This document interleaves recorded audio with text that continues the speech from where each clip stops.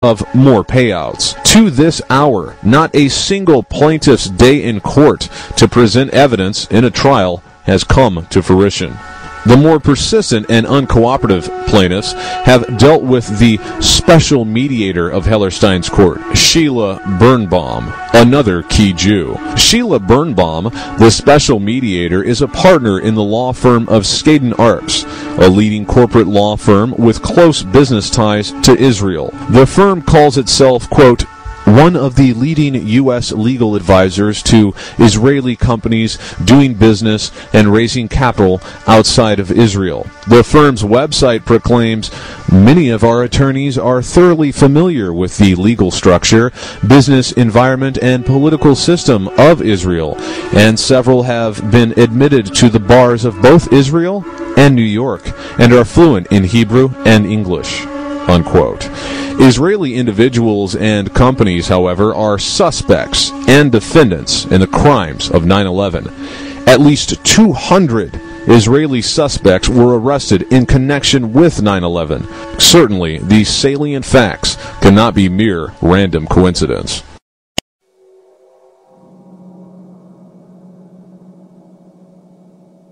The key individuals who arranged the privatization and obtained control of the 10.6 million square foot complex known as the World Trade Center shortly before its destruction are Larry Silverstein, former Israeli commando and Westfield shopping mall tycoon Frank Lowy, and Port Authority Chairman Louis M. Eisenberg, who authorized the transfer of the leases. Silverstein, Lowy, and Eisenberg all hold senior positions in organizations such as the Anti-Defamation League, or ADL, the United Jewish Appeal, UJA, a billion-dollar Zionist charity organization, and the New York-based Museum of Jewish Heritage, a living memorial to the Jewish Holocaust. Silverstein is a former chairman of UJA. This organization raises hundreds of millions of dollars every year for a network of Jewish agencies in the United States and Israel.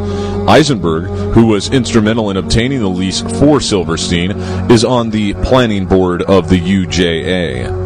Eisenberg, in his role with the Port Authority, was the key person who negotiated the 99-year leases for Silverstein and Frank Lowy's Westfield America, who were in fact the low bidders for the lease on the 110-story towers and the retail mall. 6 weeks before the World Trade Center towers were destroyed, the Port Authority, with the assistance of Jewish Chairman Eisenberg, completed the process of leasing them for 99 years to Larry Silverstein, the developer who had built 7 World Trade Center, which mysteriously self-demolished at 5:25 p.m. on 9/11, although the building wasn't hit by a plane. Simultaneously, the retail space underneath the complex was leased to Westfield America, the U.S. division of an Australian company that is one of the world's largest operators of shopping malls.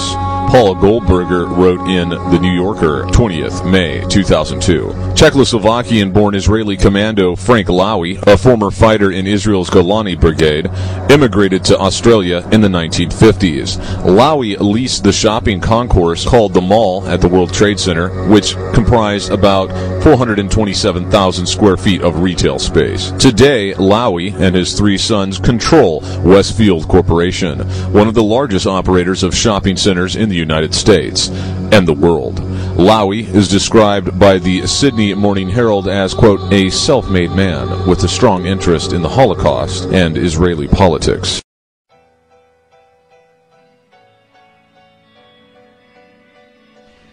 Dov Zakheim's SPC Corporation provided the flight termination system and command transmitter system. Some people have posited that the planes that flew into the towers were remote controlled.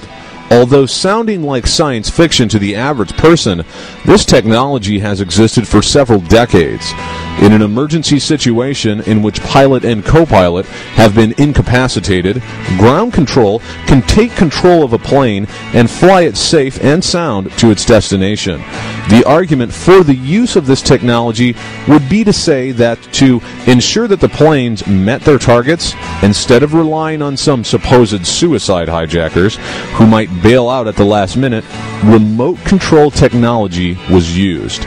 We are not here to argue for this point, nor disagree with it, but it is more than telling that System Planning Corporation, or SPC, designs, manufactures, and distributes highly sophisticated technology that enables an operator to fly by remote control as many as 8 different airborne vehicles at the same time from one position either on the ground or airborne.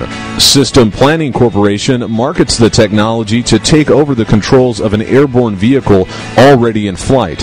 For example, the flight termination system technology could hijack hijackers and bring the plane down safely. The flight termination system can be used in conjunction with the CTS technology that can control up to 8 airborne vehicles simultaneously.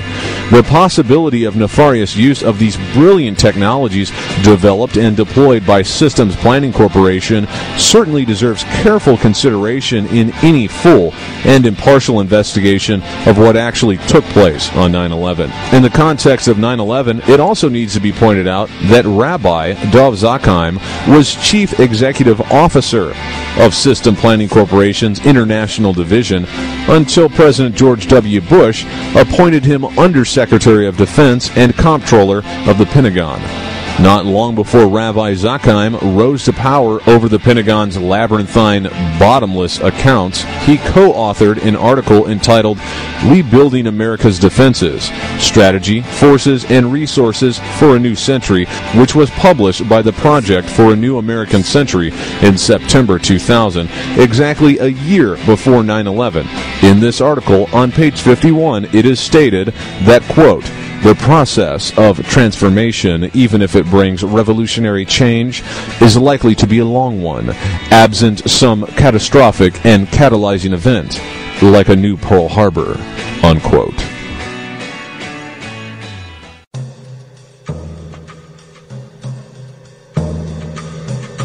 Larry Silverstein, a key figure in the Jewish crime network, dual Israeli citizen and World Trade Center leaseholder, who pocketed $4 billion for the attacks of 9/11. Somehow Silverstein had the mysterious foresight to insure both of the towers with an insurance policy specifically covering acts of terrorism just weeks before September 11th, 2001. But things get more absurd than this. Enter P-Tech. The Israeli Mossad also had their hands in the most sensitive computer networks in the U.S. government through a little-known firm called P-Tech. 9/11 was also a computer crime. America's security apparatus and infrastructure would have reacted to the hijacking, then scrambled fighter jets and would have eliminated the threats to thousands of Americans. Unfortunately, most of the critical computer systems were run by P-Tech. This left gaping holes in the communication networks and interoperability between the computer systems, which would allow a hijacker to cause severe miscommunication and delay any reaction to the real-time hijacking. Keep in mind, there were drills going on of flights crashing into buildings on 9/11, as well as other drills, such as Operation Northern Vigilance, Operation Vigilant Guardian, Operation Northern Guardian, and Operation Vigilant Warrior. Joe Bergantino, a reporter for WBZ-TV's investigative team, was torn. He could risk breaking a story based on months of work investigating a software firm linked to terrorism, or heed the government's demand to hold the story for national security reasons. In mid-June, Bergantino received a tip from a woman in New York who suspected that P-Tech, a computer software company in Quincy, Massachusetts, had ties to terrorists. P-Tech specialized in developing software that manages information contained in computer networks. Bergantino's investigation revealed that P-Tech's clients included many federal government agencies, including the U.S. Army, the U.S. Air Force, the U.S. Naval Air Command, Congress, the Department of Energy, the Federal Aviation Administration, or FAA, and the Internal Revenue Service, as well as NATO and the Federal Bureau of Investigation, and moreover, the Secret Service and even the White House. On the surface, it seemed P-Tech can be linked to Saudis and Arabs, as they are the frontmen financiers of P-Tech. This is not dissimilar to the pattern, as the deceptive alternative media has also linked the official story's antagonists as night teen hijackers from Saudi Arabia. However, this is another clever smokescreen. Recall our mention of the word Sayanim, which means a Jewish informant or helper.